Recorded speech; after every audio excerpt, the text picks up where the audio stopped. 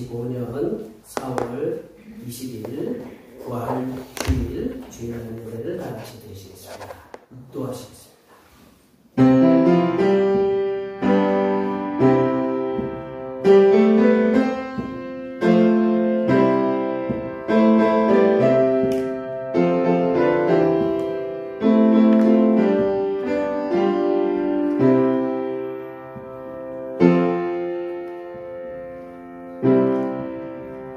여호와께 감사하라. 그는 선하시며 그의 인자하심이 영원하도다. 이제 이스라엘은 말하기를 그의 인자하심이 영원하다 할지로다. 아멘.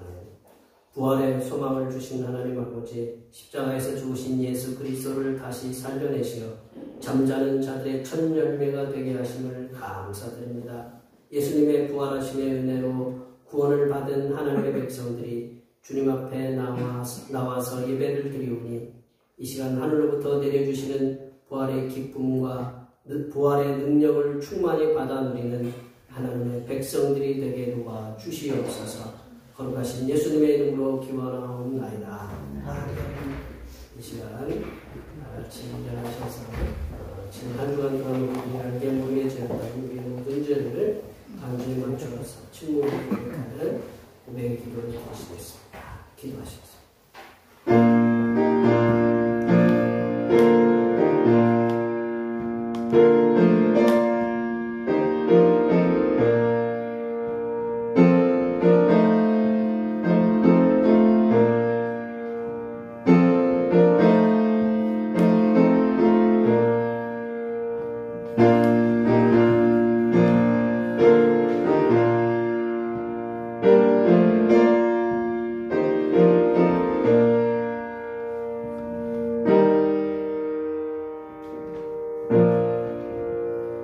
우리 하나님께서는 진심으로 죄를 고백하는 사람들에게 그 죄를 용서하기로 약속하셨습니다.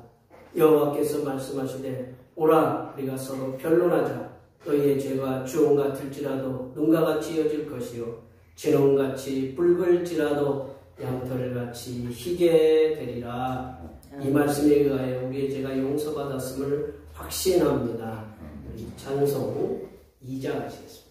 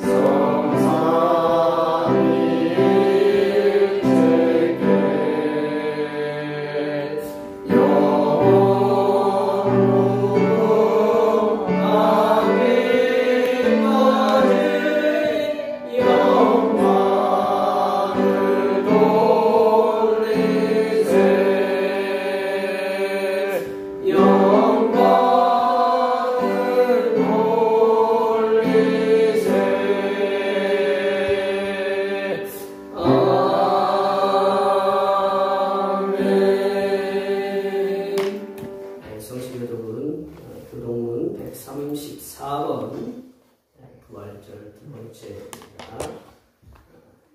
성시교동문 134번 부활절 두 번째입니다.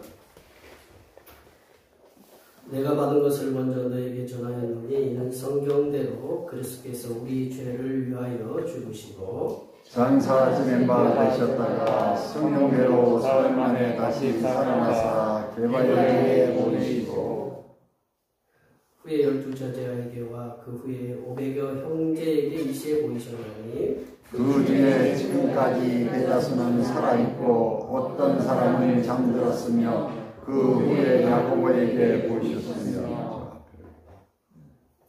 그 후에 모든 사도에게와 맨 나중에 만삭되지 못하여 난 자 같은 내게도 보이셨느니라. 그리스도께서 만일 다시 살아나지 못하셨으면 우리가 전파하는 것도 헛것이요 또 너희 믿음도 헛것이며 만일 그리스도 안에서 우리가 바라는 것이 다만 이 세상의 삶뿐이면 모든 사람 가운데 우리가 더 불쌍한 자이리라. 그러나 이제 그리스도께서 죽은 자 가운데서 다시 살아나사 잠자는 자들의 첫 열매가 되셨도다. 아멘. 사도신 영으로 일상을 하나님 앞에 고백하시겠습니다.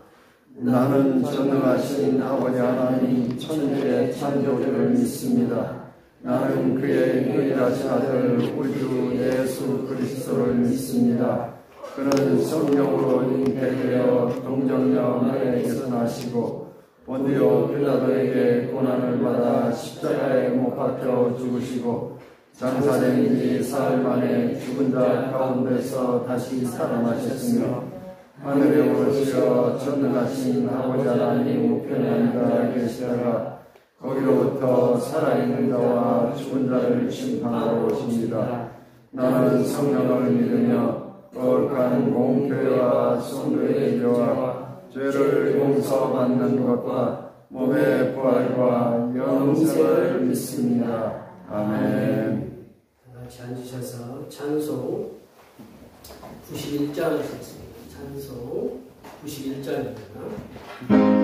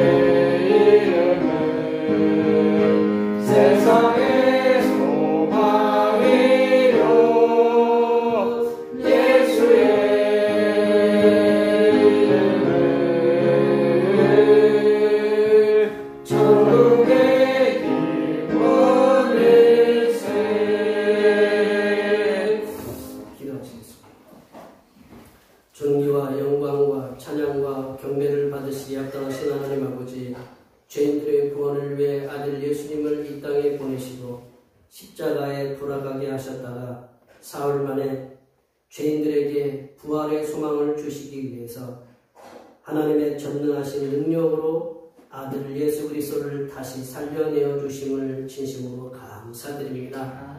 하나님 아버지께서 예수님의 부활하심을 통해서 죄악의 어두움은 물러가게 하시고 생명의 빛을 비추어 주시고 구원의 은혜를 베풀어 주셨사오니 하나님의 백성된 심령들이 주님의 부활에 대한 소망을 가지고 이 땅에서 부활하신 주님을 증언하는 하나님의 선교 사명을 감당하게 하여 주시옵소서. 하나님 아버지, 예수님께서 부활하신 기쁨의 날에도 세상은 전쟁의 소리가 그치지 않고 있습니다. 우크라이나와 러시아와의 길어지는 전쟁으로 인하여 무고한 백성들만 피를 흘리며 죽어가고 있고 가자 지역의 민간인과 언론인과 병원을 가리지 않고 폭격하는 이스라엘 군에 의하여 수많은 백성들이 안타까운 죽음을 맞이하고 있습니다. 하나님 아버지께서 이 땅의 지도자들을 움직여 주셔서 전쟁들이 속히 종식되게 하시사 이 땅에 부활하신 주님께서 주시고자 하셨던 평화의 세상이 임하게 하여 주시옵소서. 하나님 아버지, 이 나라에는 여전히 여러 지역에서 산불로 인하여 고통을 당하고 있고 갑작스러운 땅꺼짐으로 인하여 유명을 달리하고 광명 공사 현장의 붕괴로 안타까운 소식들만 들리고 있습니다. 이 나라에 더 이상 안전 불감증에서 오는 안전사고로 인하여 생명을 잃는 가슴 아픈 일들이 없도록 공사 관계자들을 비롯한 모든 작업자들이 경각심을 가지고 일을 할 수 있도록 인도하여 주시옵소서. 하나님 아버지, 대평교회 권속들을 강권적으로 붙잡아 주시옵소서.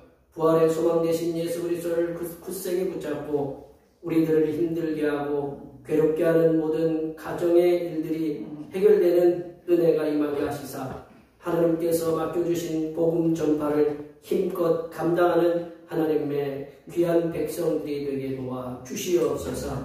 하나님 아버지, 이 시간 거룩하신 하나님의 말씀을 듣겠습니다. 내려주시는 말씀을 통하여 우리 심령에 하나님의 은혜와 하나님의 지혜가 충만하게 채워지게 하여 주시옵소서. 우리의 구원을 위해 십자가를 지신 우리 주 그리스도 예수님의 이름으로 기도하오며 이제는 주님께서 가르쳐주신 기도로 기도하오니 하늘에 계신 우리 아버지, 아버지의 이름을 거룩하게 하시며 아버지의 나라가 오게 하시며 아버지의 뜻이 하늘에서와 같이 땅에서도 이루어지게 하소서.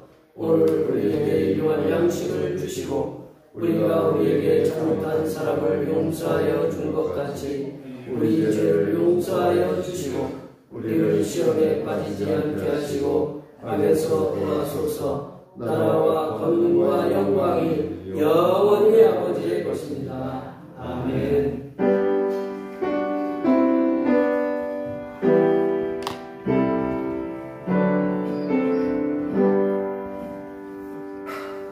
오늘 우리 주신 하나님의 말씀은 신약성경 사도행전 10장입니다.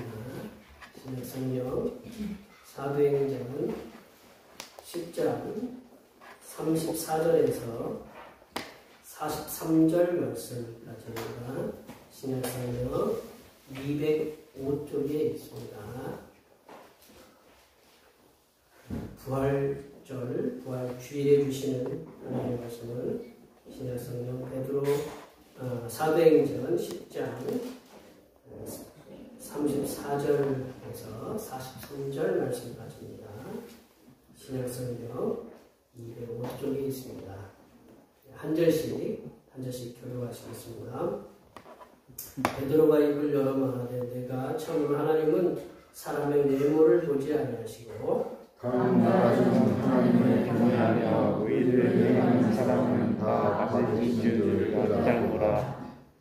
만유의 주 되신 예수 그리스도로 말미암아 화평의 복음을 전하사 이스라엘 자손들에게 보내신 말씀 곧 요한이 그 세례를 선포한 뒤에 갈릴리에서 시작하여 온 인류에 그 전파된 그것을 너희도 알거니와. 하나님의 나사렛 예수에게 성령과 능력을 기름 붓듯 하셨으며 그가 두루 다니시며 선한 일을 행하시고 마귀에게 눌린 모든 사람을 고치셨으니 이는 하나님이 우리는 미래의 땅과 에르사렘에서 그가 행하신 모든 일의 증인이라. 그를 그들이 나무에 달아 죽였으나 하나님이 사흘 만에 다시 살리사 나타나시되 모든 백성에게 하신 것이 아니요 오직 미리 택하신 증인 곧 죽은 자 가운데서 부활하신 후 그를 모시고 음식을 먹은 우리에게 하신 것이라. 우리에게 명하사 백성에게 전도하되 하나님이 살아있는 자와 죽은 자의 재판장으로 정하신 자가 곧 살아있는 것을 증언하게 하셨고 이에 대하여 모든 선지자도 증언하되 그를 믿는 사람들이 다 그의 이름을 힘입어 죄 사함을 받는다 하였느니라. 아멘. 오늘은 부활주일입니다. 사망의 어둠을 깨뜨리시고 부활하심으로써 생명의 빛을 모든 세상 백성들에게 비춰주시는 예수님께 감사하시기 바랍니다.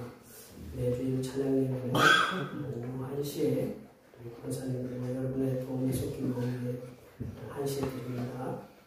제가 동광성장교회 세미나에 24일 일요일날 참석합니다. 부활절 사랑의 나눔 찬양 예배 후에 있습니다. 우리 성도님들이 일찍 오셔서 떡도 싸주시고 오렌지도 싸주시고 계란도 이렇게 싸주셔서 감사드립니다. 예전처럼 뜨거운 물에 담갔다가 이렇게 그렇게 하는 수고는 우리가 지금 이제 안 하고 있는데 어떤 분들은 지금도 그렇게 하시더라고요. 그래서 저희들에게 이렇게 계란도 이렇게 보내오시는데 저희들이 이렇게 간소하게 해서 이렇게 싸게 싸서 이렇게 좀 일이 좀 수월해졌는데 그래도 많은 분량을 이렇게 함께 해주셔서 참 감사드리고 꼭 가실 때에는 꼭 손에 들고 가셔야 됩니다. 아셨죠? 빈손으로 가시면 주님이 슬퍼하셔요. 부활의 날에 꼭 들고 가시고 그리고 찬양 예배 끝나고 나서는 제가 이제 동네에 가정만 이렇게 돌릴 것입니다. 함께 기도해 주시면 감사하고 찬양 예배 시간에는 지금 내용의 말씀을 함께 나누고 있습니다. 말씀을 통해서 예수 그리스도의 속죄의 은혜 얼마나 큰가를 함께 나누고 있습니다. 낮 예배 후에 점심 공동 식사가 있습니다. 매일매일 수고해 주시면 이렇게 수고해 주셔서 이렇게 감사드리고 부활절 떡도 드시고 또 여러 가지 준비된 음식을 드셔서 주님의 부활을 이렇게 함께 나누는 성도의 교제의 시간을 함께 나누셨으면 감사하겠습니다. 세계 뉴스를 제가 이렇게 굉장히 열심히 이렇게 보는데요. 뉴스 볼 때마다 깜짝깜짝 놀랄 사건들이 많이 이렇게 나타나더라고요. 그래서 우리가 하루하루 이렇게 하나님 앞에서 보내는 게 얼마나 감사한 일인가 이렇게 느끼고 있습니다. 그래서 여기 앞에 뒤에 옆에 계신 분들 늘 우리가 살아가는데 건강도 중요하고 그리고 가정에서도 삶의 터전이 직장이고 그리고 사업터에서도 하나님께서 붙잡아 주시고 인도해 주셔서 하루하루 살면서 하나님께 감사하고 영광을 돌리는 하나님 백성 될 수 있도록 우리 성도님들을 늘 이렇게 주일마다 이렇게 즐거운 얼굴로 뵐 수 있는 은혜가 임할 수 있도록 앞에 옆에 뒤에 계신 분들 주님의 그 부활을 나타나게 감사하시면서 앞에 옆에 뒤에 계신 분들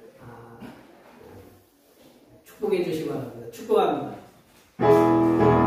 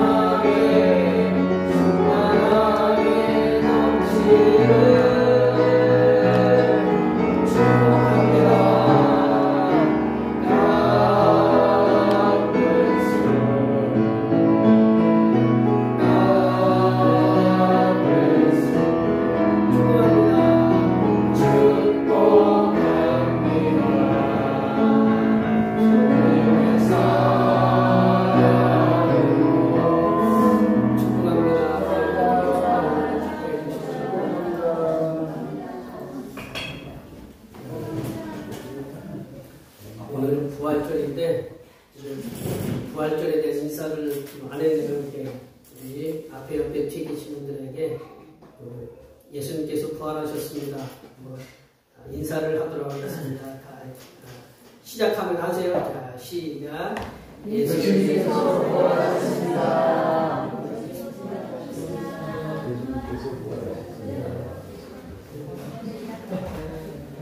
새벽에 그렇게 했는데 일주일간 또 이제 고난주간하고 부활주일날 새벽 기도를 했는데 은혜가 됐습니다. 함께 해주신 모든 분들께 이제 감사드리고요. 그 6월 3일에 이제 그 대통령 선거가 6월 3일날 잡혔다고 해요. 그래서 6월 3일에 있을 이게 대통령 선거에 이제 요즘 잠룡들이라고 해요. 잠룡이 뭐예요? 잠자고 있는 용을 잠룡이라고 해요.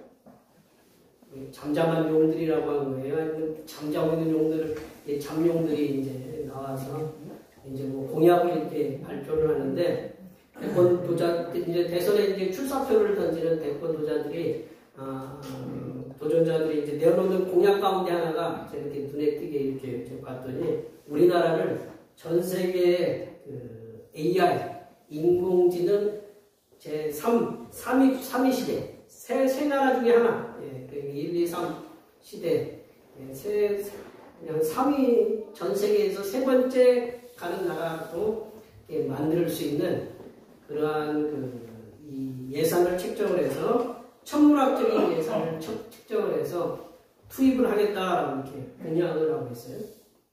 천문학적인 숫자가 어떤 거냐? 110조인가 어떤 분은 110조를 얘기를 하더라고요. 110조.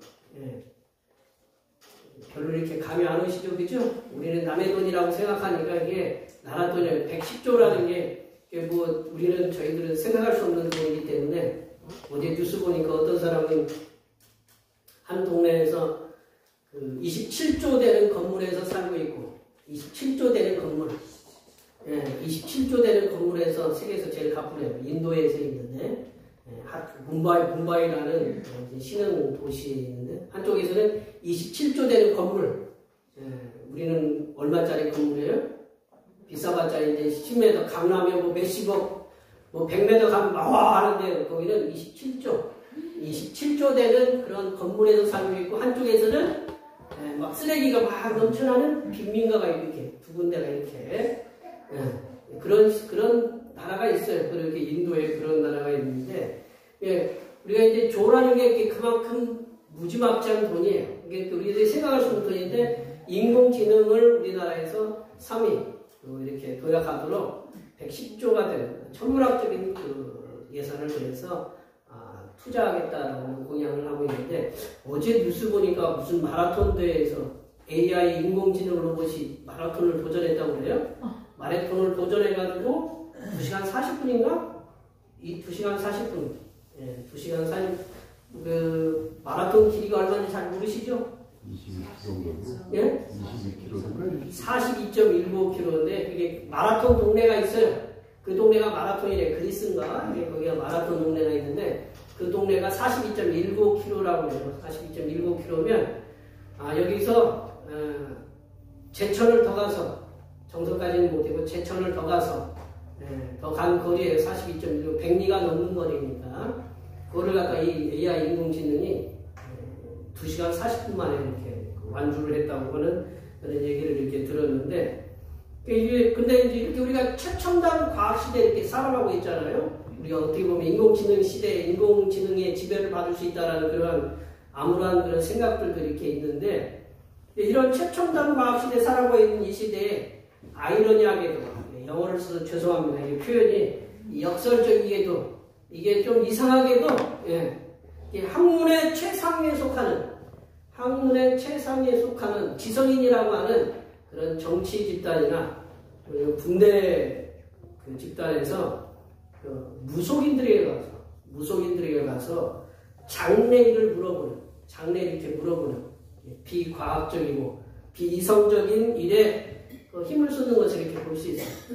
이 사람이 나와 같이 항상 같이 할 수 있느냐, 나를 배반하지 않을 것 같으냐, 그걸 어떻게 알아요?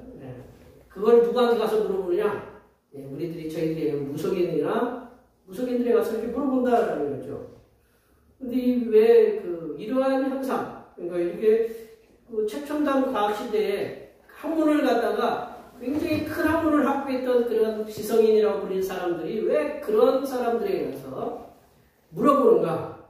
이러한 현상은요, 이렇게 보면 세상에 아무리 과학이 발달한다고 하더라도 인공지능이 세상을 좌지우지하는 세상에 살아가고 있다 하더라도 인간은 여전히 보이지 않는 힘, 그걸 또 어떤 사람은 신이라고 하죠. 신을 의지하려는 욕구가 있기 때문이라고 이렇게 볼 수 있습니다.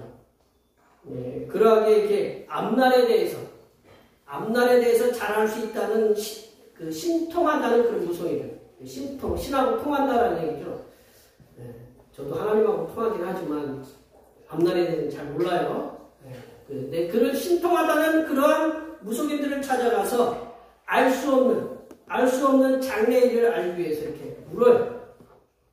이게 세상에 존재하는 그러한 모든 현상에 대해서 과학이 설명할 수 없는 상황이나 일들이 있음을 이런 최고의 과학의 학문을 바탕으로 이렇게 전문적으로 공부를 한 지성인들이 비이성적이고 비과학적인 무속인들에게 찾아가서 그들의 그 말에 의지하려고 하는 그런 현상들을 우리가 볼 수 있다는 거죠. 이 말은 과학과 이성이 지배하는 세상을 비과학적인, 비이성적인, 영적인 현상이 지배하고 있음을 단적으로 보여주고 있다. 죄송합니다. 자꾸 비이성적이고 비과학적이고 이게 과학적이 아니고 이성적이 아닌 말이라는 뜻이에요. 우리가 생각을 해도 이거는 맞지 않는다라는 그 얘기가 이제 비과학적이고 이성적인데 영적인 측면에서도 보면 예수님의 부활도 이러한 현상 가운데 마찬가지라고 이렇게 볼 수 있습니다. 오늘은 예수님의 그 부활을 기념하는 부활절, 부활주일입니다. 성경에는 인간의 이성이나 과학으로 접근할 수 없는 일들이 수도 없이 많이 있다. 홍해가 이스라엘 백성들이 출애굽을 할 때 홍해가 이렇게 갈라졌잖아요. 홍해가 갈라졌어요. 물이 갈라졌어요. 물이 갈라진 것을 물이 갈라져서 그 가운데로 이렇게 육지처럼 이렇게 건너느니 남의 일이니까 별로 신경 안 쓰시는군요. 그분들은 생명에 걸렸던 거거든요. 그 물이 안 갈라지면 어떻게 돼요? 칼을 맞아 죽는 거거든요. 물에 빠져 죽든지. 근데 물이 갈라졌어요. 그런 일이라든지 여리고성이 이제 여호수아가 여리고성을 갖다가 한 바퀴 돌고 매일 한 바퀴 돌다가 일주일 만에 7바퀴 돌고 소리를 질렀더니 그 단단한 그 견광성 여리고성이 무너졌다. 믿으세요? 네. 그리고 이제 여호수아가 전쟁을 하는데 막 정복 전쟁을 하는데 이 해가 이게 좀 더 있어야 될 것 같다. 그래 하나님한테 기도했더니 해가 좀 더 길어졌어요. 네. 제 얘기가 아니고 성경에 나와 있는 책에 얘기해요. 신기하게 말해보실 것도 없이 성경에 나오는 일인데 그래서 그러한 게 불가능한 일이에요. 그리고 예수님이 옛날에 신달자라는 소설가가 무리를 걷는 여자인가 무리를 걷는 뭐 이렇게 있죠. 여기 계신 분들 무리 걸어보셨어요? 무리를 걸을 수 있겠죠. 바다에서 이렇게 배 위에서 걸으면 무리를 걷는 거랑 똑같지만 무리를 걷는 예수님의 모습이다. 이런 것들을 설명할 수가 없다는 거죠. 예수님의 부활하심에 대해서 이성이나 과학을 통해서 설명하려고 하는 그 왈가왈부하려고 하는 것은 불가능하다는 거죠. 예수님께서는 십자가에서 돌아가셨다는 거죠. 그리고 전능하신 능력으로 무덤에서 사흘 만에 이렇게 부활하셨습니다. 예수님께서는 당신의 부활하심에 대해서 증언할 수 있도록 제자들에게 성령 충만함을 부어주셨고 성령 충만함을 받은 제자들은 예수님의 부활을 예루살렘을 비롯해서 온 유대와 사마리아에 이제 전파하기에 이르렀습니다. 오늘 본문 말씀은 예수님께서 십자가의 죽으심과 부활하심에 대해서 열심히 복음을 전파하던 사도 베드로가 요바에 가서 도로가라는 여인을 갖다가 사며낸 다음에 거기에서 이제 머물고 있었을 때 이 사도 베드로가 기도를 하나님 앞에 했어요. 기도를 하는데 기도를 하는 중에 이상한 그 현상을 환상을 봤어요. 가끔 우리 집사람이 나 이상한 꿈 꿨어. 뭐 이제 그런 게 하나님이 그런 걸 보여주시는 분들이 계신가 봐요. 저는 자느라고 뭐 꿈을 꾸는지 안 꾸는지 저는 잘 모르는데 하여튼 이게 보여주셨대요. 기도 중에 환상을 보여줬는데 그 바구니에 뭐 이렇게 보자기에 이렇게 어떻게 뭐 내려와가지고 부정한 짐승. 그래서 부정한 짐승은 돼지를 얘기해요. 쉽게 얘기하면 돼지는 이스라엘 백성들이 먹어요 못 먹어요? 쪽발은 됐지만 되새김질을 하지 않아서 안 먹어요. 그것도 이슬람권에서도 그래서 거기서 안 먹어요. 그래서 거기서 나오는 음식이 뭐라고 그래? 이슬람권에서 나오는 음식이 할랄이라고 그래요. 할랄. 뭐 전주에서 세운다, 어쩐다. 네, 우리가 여기 제가 주는 음식은 할랄보다 아셨죠? 네, 농약 안 치고, 할랄. 해충 안 쳐요. 고구마 깨끗하고 감자 깨끗하면 뭐를 친 거예요? 밑에 살충제 친 거예요. 살충제 먹으면서 내 몸이 건강하기를 바라시면 그렇죠, 그죠?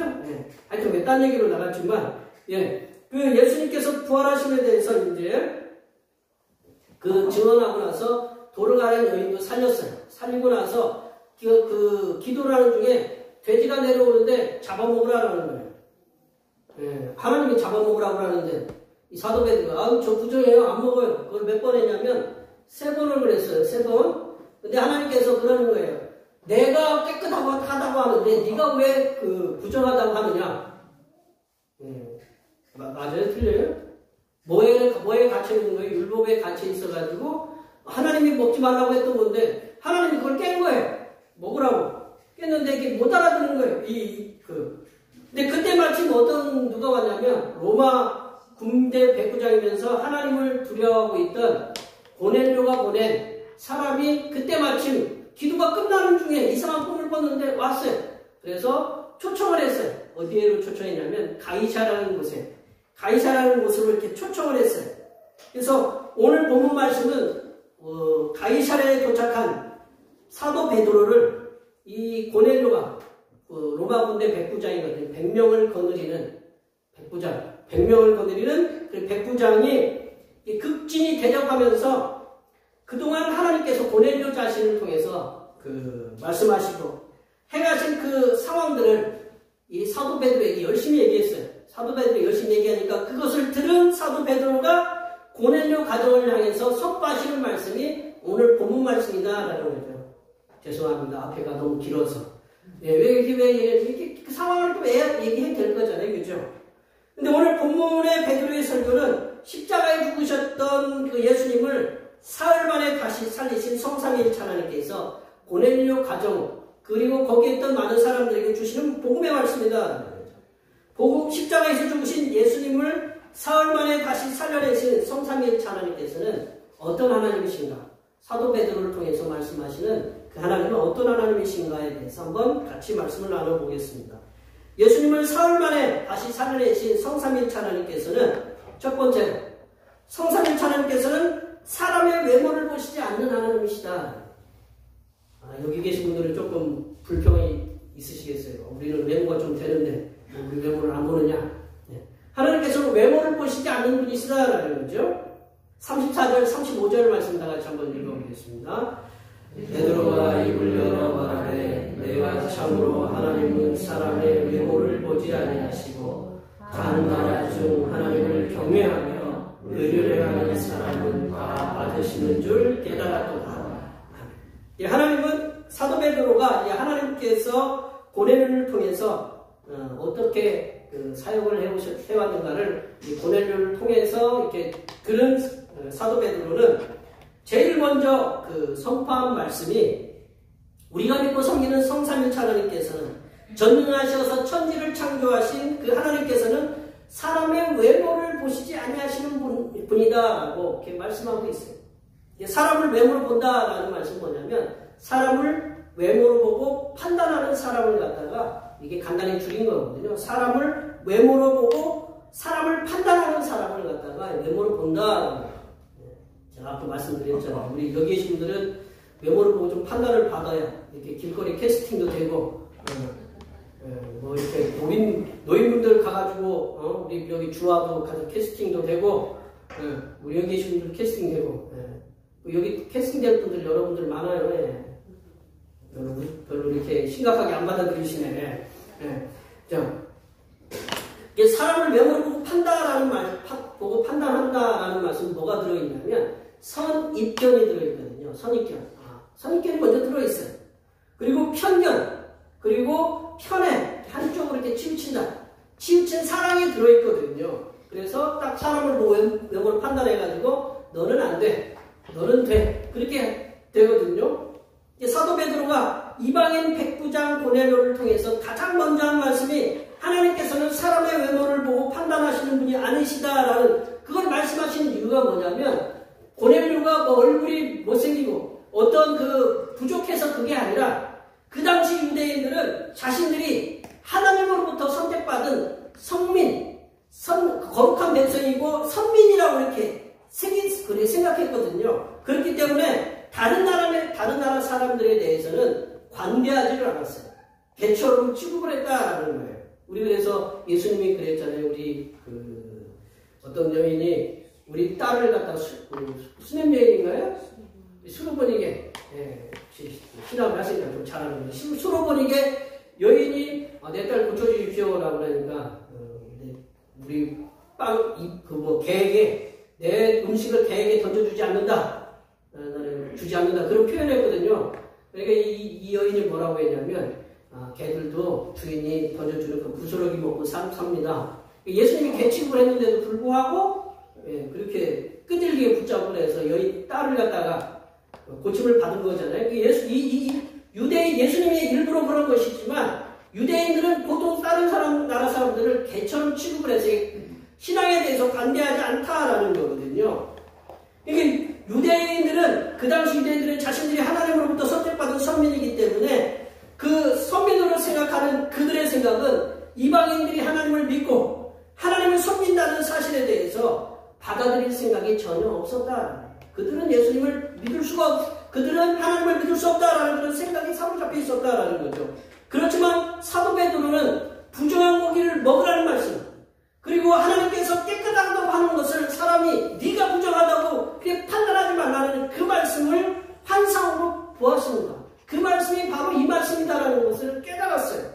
그러하게 사도 베드로 고넬료가 오늘 로마 군대 백부장이면서 하나님을 경외하는 것을 보고 하나님께서는 사람의 국적이나 그리고 민족이나 가문이나 학벌이나 그 사람이 돈 많고 27조의 그 집을 갖고 있던 그 5만원짜리 월세에 살든 그런 거에 상관없이 그런 걸 보고 판단하는 분이 아니시다라는 거죠. 다만 뭐를 보고 판단하시느냐, 하나님을 경외하느냐, 그리고 그분을 위해서 의를 많은 사람들에게 행하는 자들이냐라는 것을 보고 받아들이신다라는 겁니다. 요즘은 이미지 시대에 살고 있어요. 이미지 시대. 이미자 시대가 아니고 이미지 시대에 살고 있다라는 거죠. 사람들에게서 이미지는 바깥으로부터 보여지는 인상이라고 이렇게 볼 수 있어요. 그래서 인상이기 때문에 어떤 분들은 성형 중독에 걸렸잖아요. 그래서 성형 중독에 걸려가지고 성형을 하다가 우리 어떤 뒤로 이렇게 걷는 분이 있었잖아요. 마이클 잭슨 분이신가? 그분도 아마 성형 중독에 의해서 이렇게 그 영향이 있지 않았을까 이렇게 생각해요. 사람이 외모로 보여지는 것은 나라도 그렇고 어느 나라에 살 거냐. 지금 전 세계에서 미국하고 중국이 막 지금 게임을 하니까 저희들은 고래 싸움에 지금 어떻게 하고 있어요? 이러지도 못하고 저러지도 못하고 우리가 그냥 가만히 지금 그냥 숨죽이고 앉아있어 우리나라는. 그리고 피부 색깔이나 학벌이나 재산이 많고 적은과 언변이 타고난 그 재능뿐만 아니라 아울러 여기 계신 분들처럼 핸섬하고 미인이시고 그런 것으로 판단될 수가 있다라는 거죠. 사람들은 대부분이 인지상정으로 이렇게 바깥에 보여지는 그 외모에 대한 지대한 관심을 가지고 자기 자신이 정한 외모의 기준에 부합하는 사람들에게 그렇게 저 사람은 괜찮다라고 하는 부합하는 사람들에게 호감을 가지고 있다라는 거예요. 하지만 반대로 하나님께서는 사람이 보는 외모와는 다르게 십자가에 달려서 죽으신 예수 그리스도를 사흘 만에 다시 살리신 전능하신 하나님을 경외하느냐, 믿느냐, 섬기느냐, 그리고 하나님을 경외하는 마음으로, 하나님을 경외하는 믿음으로 세상을 향해서 위롭게, 정의롭게 그렇게 살아가고자 그렇게 힘쓰고 있느냐, 그러한 삶의 태도를 하나님께서는 보고 받아들이신다라는 거죠. 여기에 모여 예배하시는 모든 하나님의 백성들께서는 십자가에서 죽으신 예수 그리스도를 사흘 만에 다시 살려내신 성부 하나님을 믿는 하나님의 신실한 백성들이십니다. 아멘. 예. 그러므로 하나님의 백성된 우리들은 부활하신 예수 그리스도에 대해서 확신하는 믿음이 있어요. 예수님께서 부활하셨다라는 그 확신하는 믿음을 내가 가지고 있어야 돼. 그리고 성삼위일체 하나님을 두려워하면서 섬기는 삶을 통해서 세상에 선한 영향력을 나타내는 삶을 살도록 힘쓰시기를 바랍니다. 두 번째로 하나님께서는요, 예수 그리스도에게 성령과 능력을 기름 붓듯 하셨다. 예수 그리스도께 성령과 능력을 기름 붓듯 하셨다. 38절 말씀을 다 같이 읽어보겠습니다. 38절 말씀입니다. 하나님이 나사렛 예수에게 성령과 능력을 기름 붓듯 하셨으며 그가 두루다니시며 선한 일을 행하시고 마귀에게 돌린 모든 사람을 고치셨으니 이는 하나님이 함께 하셨습니다. 사도 베드로는요, 전능하신 능력으로 천지를 창조하신 창조주이신 성부 하나님께서 아들 예수 그리스도를 성육신하게 하셨다. 육신을 입고 이 땅에 신이 하나님이 인간의 몸을 이 땅에 입고 오게 하셨어요. 그리고 하나님께서 맡겨주신 사명을 감당할 수 있도록 성령을 보내주셨어요. 홀리 스피리트, 성령을 보내주시고 하늘로부터 주시는 능력들, 그 두나미스를 기름 붓듯 쏟아 부어주셨다라는 거예요. 기름 붓듯 부어주셨다라는 건 뭐냐면 물을 붓듯이, 기름을 물 붓듯이 폭포수처럼 부어주셨다라는 거죠. 이 말씀을 보면요, 제가 이제 설교 시간에 말씀드리는 성부, 성자, 성령 하나님께서 성삼위일체 하나님이시다라는 그런 사실이 이 본문 말씀 38절에 들어있다라는 거죠. 전능하신 성부 하나님께서 아들이신 성자 예수님께 보혜사 성령, 돕는 자 성령, 위로자 성령을 보내셨고, 그리고 능력을 주셨어요. 두나미스를 기름 붓듯 쏟아 부어주셨다는 그런 말씀은 성부, 성자, 성령, 성삼위 하나님께서 한 몸, 일체로 일하고 계심을 말씀하고 계시는 본문이다라는 거죠. 성삼위일체 하나님께서 성자 예수님께 부어주신 능력을 통해서 행하신 사역은 이스라엘 전적에 다니시면서, 그리고 이스라엘 넘어서 이방인에게까지, 수로 보니게 여인까지 그 땅에까지 가시면서 선한 일을 행하셨다. 착한 일을 행하셨다. 주님 하나님의 영광을 위해서 이러신 거죠. 그리고 예수님께서는 마귀에게 눌린 자들을 자유하게 하셨다. 마귀에게 눌린 자, 뭐에 이렇게 눌려있으면 좋아요, 안 좋아요? 안 좋잖아요. 뭐에 눌려있다라고 그러잖아요. 뭐 자꾸 보면 우리 어른들이 뭐 귀신이 씌었어, 뭐에 눌렸어 그러면 그게 굉장히 안 좋은 거잖아요. 근데 예수님께서는 돌아다니면서 그런 일을 하신 거예요. 마귀에게 눌린 자를 자유하게 하셨고 모든 질병에 걸린 자들을 치유하셔서 그들의 삶을 회복하게 하셨다. 제가 일주일 동안 허리 아프고 그러니까 재채기를 갖다가 이렇게 하는 것이 얼마나 이렇게 복인지 몰라요. 취하면 허리가 막 끊어지고 아파요. 그러세요, 안 그러세요? 재채기를 마음껏 하실 수 있으면 허리가 건강한 거예요. 안 아픈 거예요. 그게 바로 그런 우리가 이게 허리 아픈 거 하나가 이렇게 힘들게 하는데, 여기 계신 분들이 갖고 있는 질병들을 하나씩 다 있잖아요. 그죠? 하나씩만 아니라 나는 걸어다니는 병원입니다. 뭐 그러신 분들 계시잖아요. 뭐 쉽게 해서 당뇨, 고혈압, 뭐라고 그러죠 또? 관절, 고지혈, 이렇게 있잖아요. 그런 질병이 있는데 하나 예수님께서 돌아다니시면서 그걸 치유하셨다라는 거죠. 그래 치유하시면 뭐가 되느냐? 삶이 회복되거든요. 삶이 회복돼요. 그래서 예수님께서 마귀를 쫓아내시고 모든 질병을 치유하실 수 있으셨던 것은 성부 하나님 그리고 성령 하나님께 같이 두 분과 함께 하셔서 함께 공동 사역을 했기 때문에 하실 수 있으셨다라는 거죠. 십자가에서 죽으신 예수 그리스도를 사흘 만에 다시 살려내신 이 성부 하나님, 성령 하나님께서는 예수님과 항상 함께 하심을 통해서 마귀를 쫓아내셨어요. 그리고 하나님 나라를 확장하셨고 질병을 고치셔서 그 질병을 고침을 받은 그들이 하나님 나라의 백성으로서 그리고 다시금 공동체의 그 마을의 그 사회 공동체 일원으로서 살아갈 수 있도록 이렇게 용기를 주셨다는 거죠. 우리가 믿고 섬기는 성삼위일체 하나님께서는 하나님께서 맡겨주신 선교 사명을 감당할 수 있도록 하늘로부터 내려주시는 능력들을 부어주시는 분이시다. 또한 성삼위일체 하나님께서는 능력을 부어주실 뿐만 아니라 우리와 함께 하셔서 용기를 잃고 좌절하고 있는 그런 하나님의 백성들에게 용기를 부어주시고 믿음과 지혜를 주셔서 하나님께서 맡겨주신 사명들을 성실하게 감당하게 하심을 믿으시기 바랍니다. 세 번째로 보시면 하나님께서는 예수 그리스도를 살리심을 통해서 부활의 증인들을 세우셨습니다. 예수 그리스도를 살리심을 통해서 부활의 증인들을 세우셨어요. 우리 40절, 41절 말씀 읽어보겠습니다. 40절, 41절 말씀입니다. 하나님이 사흘 만에 다시 살리사 나타내시되 모든 백성에게 하신 것이 아니요 오직 미리 택하신 증인 곧 죽은 자 가운데서 부활하신 후 그를 모시고 음식을 먹은 우리에게 하신 것이라.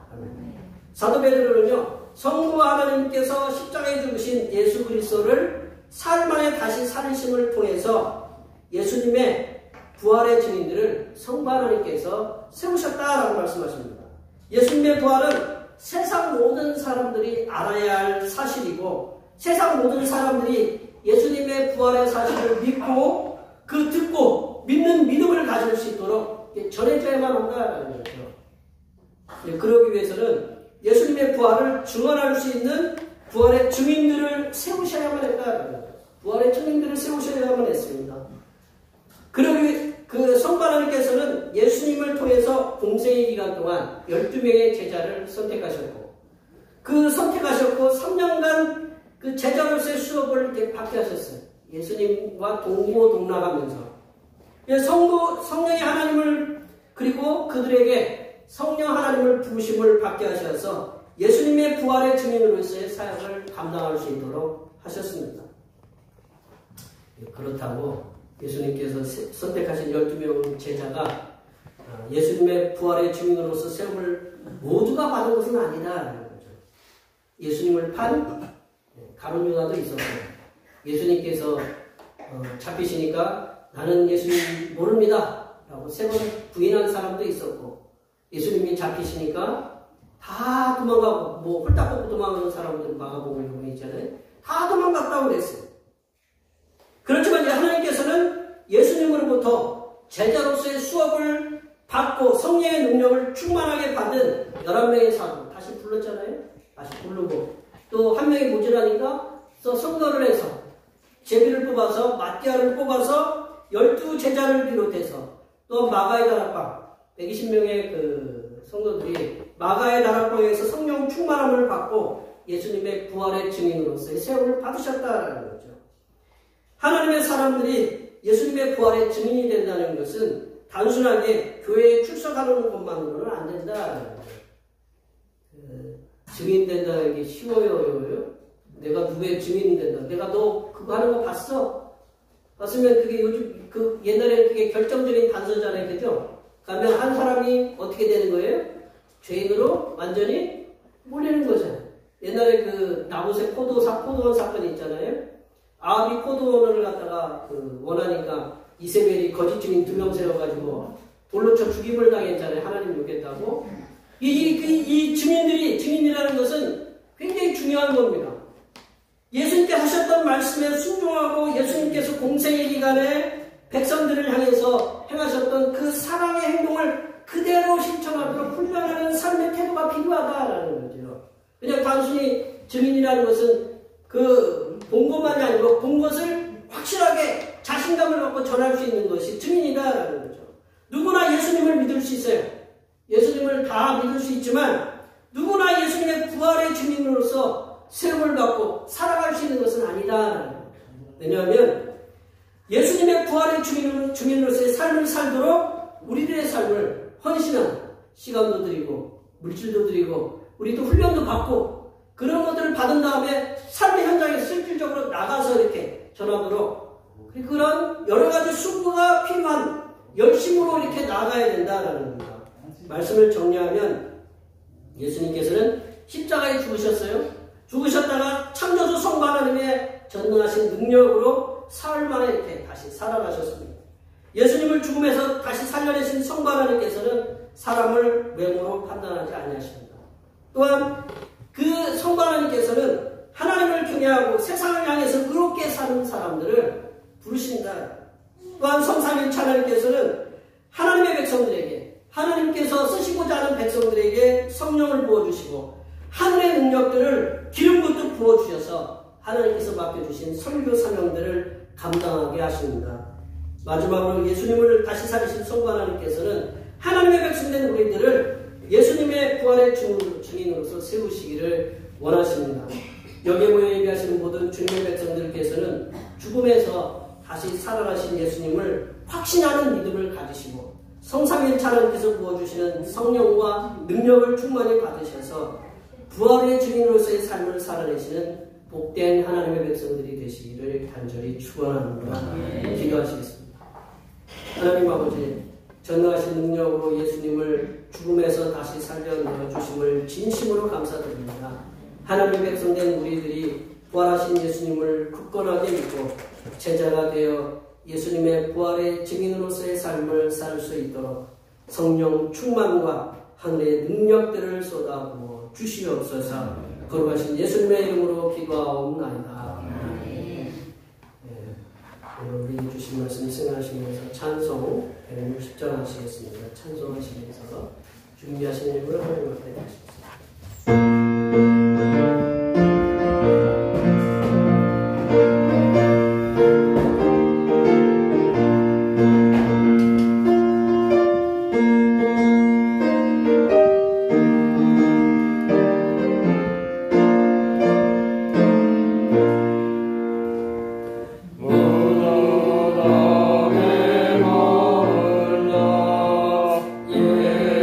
예수 내 구주,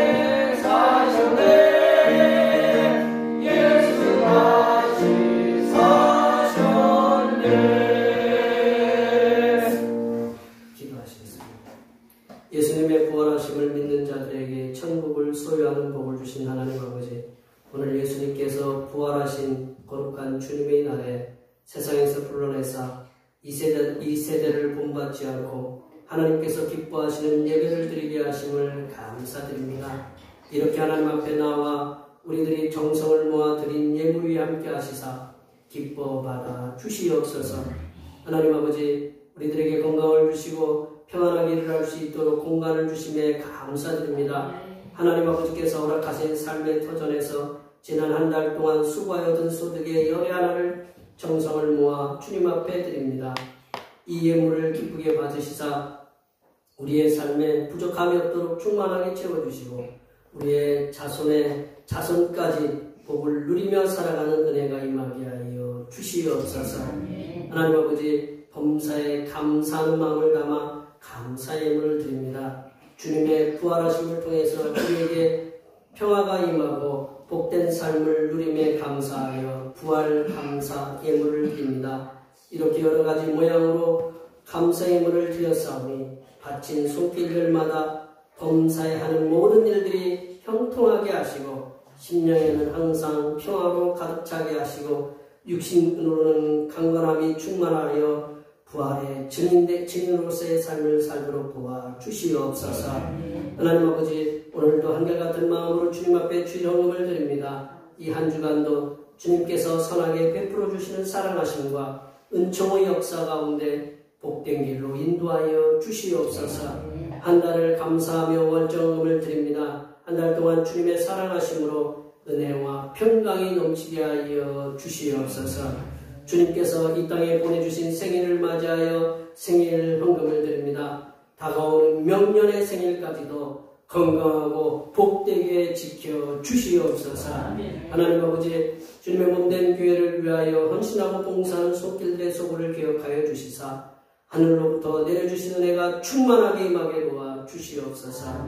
찬양 봉사로, 주방 봉사로, 헌금위원으로, 제전위원으로, 안내위원으로, 교회 청소로, 그 외에 남모르게 주님을 위하여 수고하는 여러 손길들 위해 이 땅에서 하나님께서 보여주시는 새로운 비전들을 보게 하시고 이 땅에서 바라고 소원하는 모든 기도의 제목들이 다 응답받는 역사가 일어나게 하여 주시옵소서.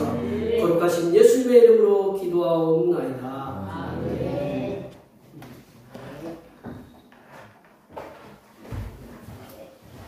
같이 일어나셔서 사명선언문 기도하시겠습니다. 대평교회 사명선언문.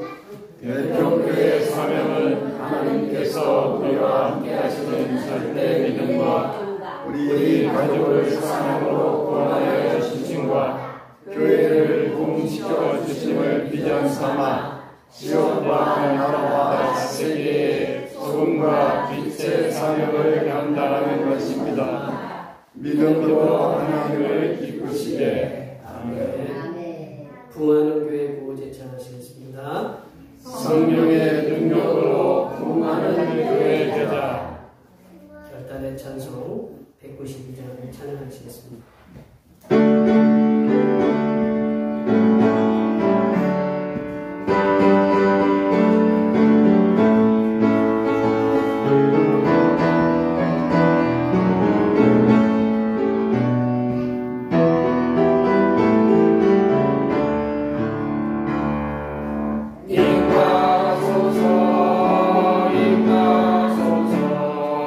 하나님 같은 성령이여